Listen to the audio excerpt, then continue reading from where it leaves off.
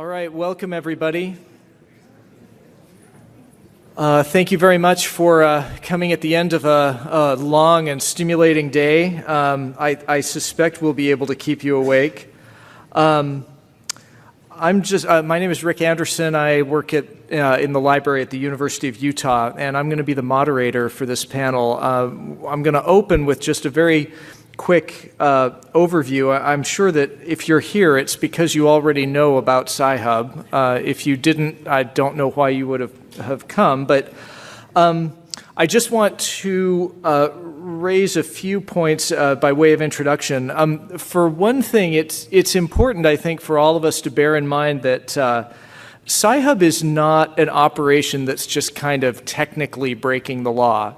It is a consciously genuine criminal enterprise that lies and deceives in order to get what it wants from faculty and students. And what it wants from faculty and students is network access credentials.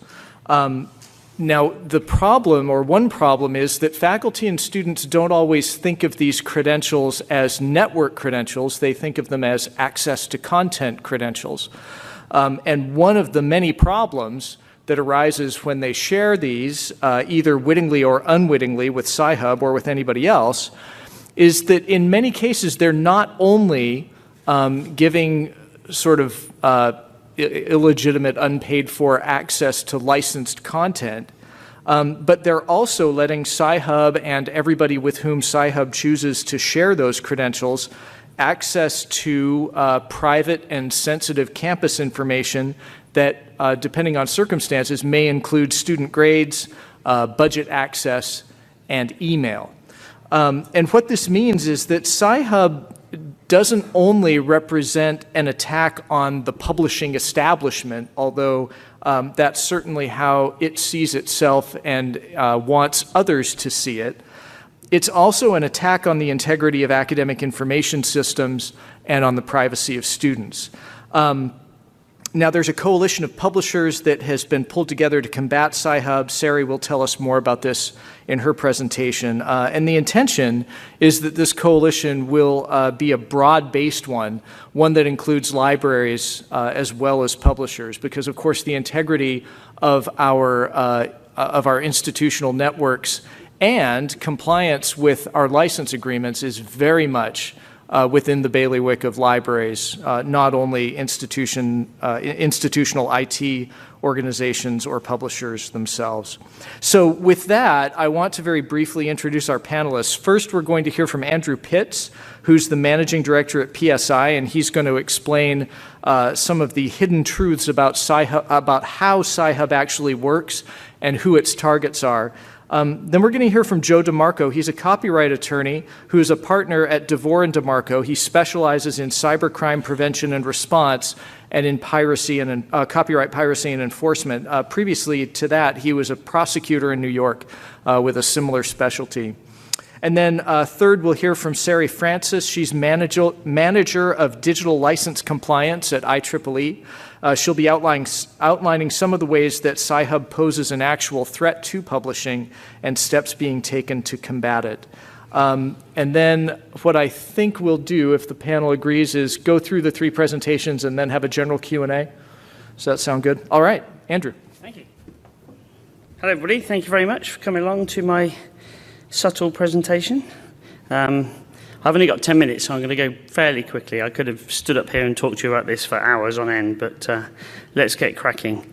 As Rick has already mentioned, cyber criminals, they're not just stealing PDFs.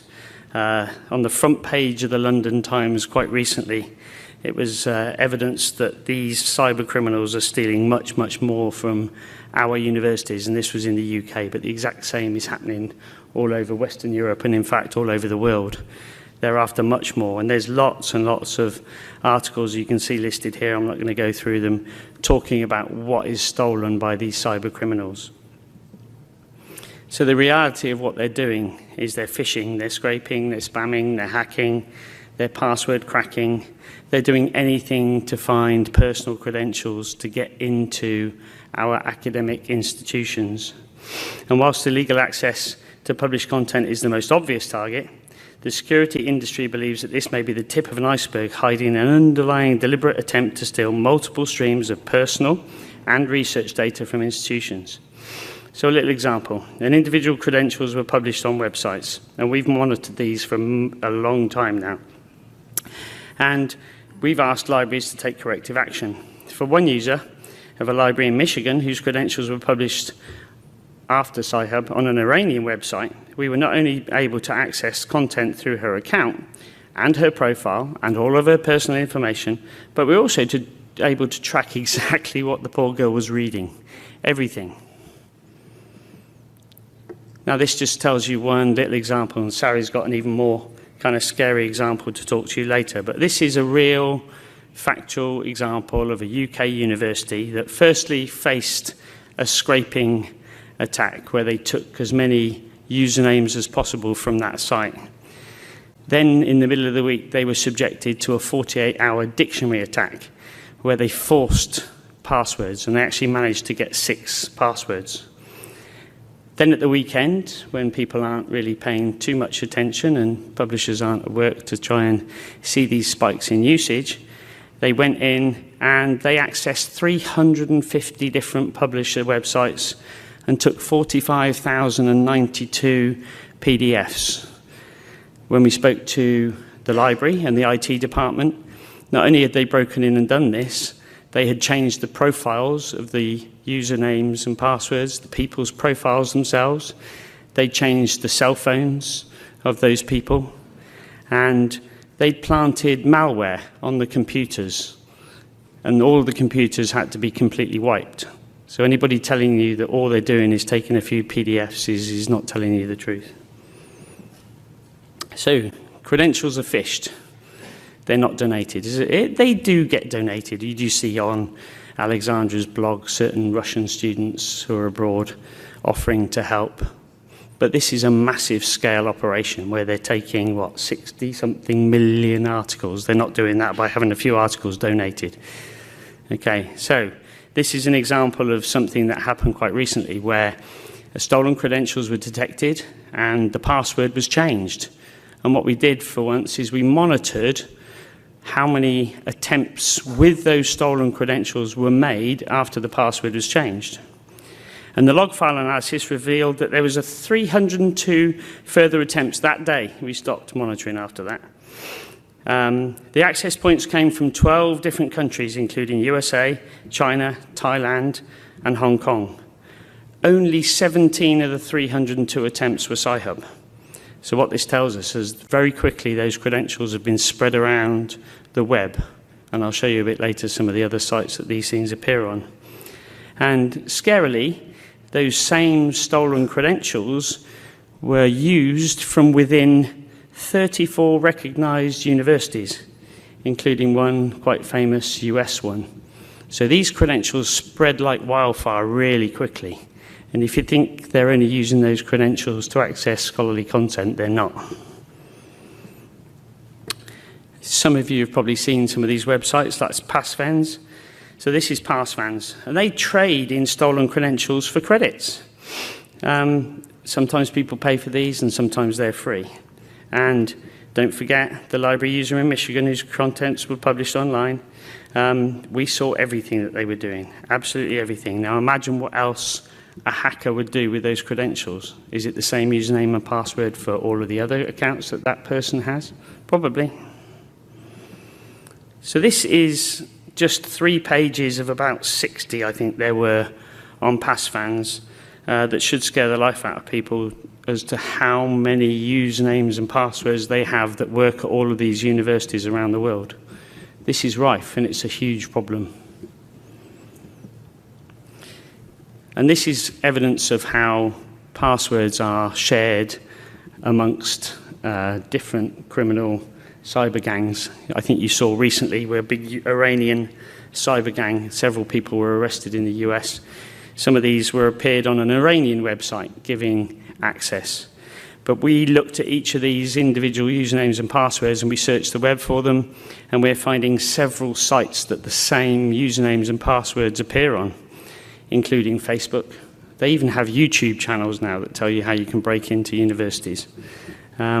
So it's factually correct. These are all being shared around the web. So Sci-Hub, we've touched some of this, but they are bombarding university IT systems with phishing attempts, dictionary attacks. They're hacking personal accounts. The one that really gets me is when they change the cell phones. So even if you have secondary authentication, they've already been in changed the cell phone. So by the time you send them the secondary authentication code, it goes to their own mobile phone, so it's completely useless. Intrusions result in thousands of PDFs being stolen, but not just that, as Rick touched on. It's personal research, it's social security numbers, national insurance numbers, names, addresses. These things are really valuable. When they're traded on the dark web, a set of credentials like that can fetch $75, and they've got tens of thousands of them. They even circumvent capture, and I don't know if any of you look at Alexandra's blog. I probably spend too much time looking at Alexandra's blog. But one publisher put capture up, and within 24 hours she was up there boasting on her blog that this publisher had put capture up, and we've defeated it. We've already written code that will get around capture. So they're really clever, these people. And the scary thing is the viruses and the malware that are being placed on computers. That's really scary. Keyboard loggers. So next time you log into your bank, better make sure you haven't been on Sci-Hub's site, right, downloading PDFs. So the damage is it slows down IT systems, personal profiles are changed, as we've seen. I don't know how many emails you've all had about GDPR lately, right? Making sure that we're all compliant with GDPR. How compliant do you think Sci-Hub is with GDPR? They're actively stealing your personal information, right? It's kind of the opposite. Other sites are being hacked as well.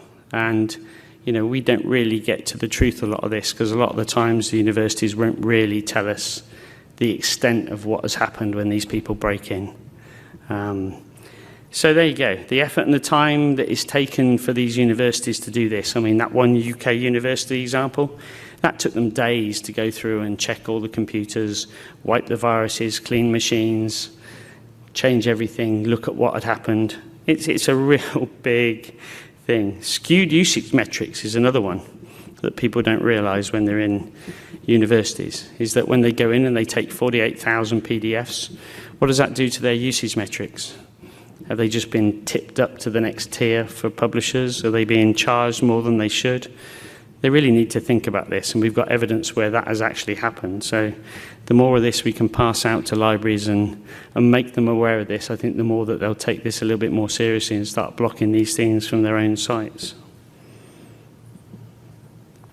So what can you do? Okay, so report intrusions to the authorities. This is aimed mostly at kind of library staff, but it's also publishers. Publishers have to get involved with this and help us spread the word around to all the libraries around the world as well. You've got to ensure that your proxy servers are secure, especially to dictionary attacks. You've got to educate people about if they get an email from somebody in IT asking them to change their password, it's probably not correct, right? But there's so many phishing attempts, it's just crazy. We've got to educate students and staff on protecting their personal data. Having one username and password for everything is pretty dangerous. We would say that they need several, and those passwords need to be pretty strong, having symbols, numbers, alphabetized letters. And we've got to tell and push out to the libraries the effects of using LibGen and all of these Sci-Hub things. And they should register all of their contact details with us, so if we find these hacks, we can get in touch with people pretty clearly. And also for libraries, allowing access within the libraries to Sci-Hub, I think, is just simply crazy. Libraries have firewalls that protect everything coming in. But if you're sat within that library and you go out to Sci-Hub and start bringing PDFs back through that firewall, what effect do you think that has? Is there anything being placed in those PDFs? Do we really know what's coming back through the pipes when they start downloading these things? So what are we doing? So we've created a new system, which is helping with passwords, spammers, hackers, crackers, piracy. And it's really a kind of a community liaison hub where All publishers can feed information into it, libraries can feed information into it, and then that information every day is researched by us. We find out who owns everything. We store it in a huge database, and every day we pass out a complete block list to libraries and publishers. And that's what we need help with, to get more people on board working with us, because this will only work if we all do it. You can also sign up and make sure that your IP addresses are correct with publishers. That's another way of keeping content safe. So we're working with UK and US authorities to try and help with this situation. It is a big thing.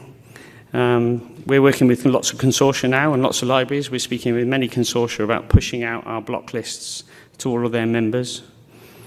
And we actively search the web every day for username and passwords that are stolen. I think we're monitoring about 29 different websites now that boast of having personal credentials that get into library content. There you go. Thank you very much. I think I fired through that quite quickly.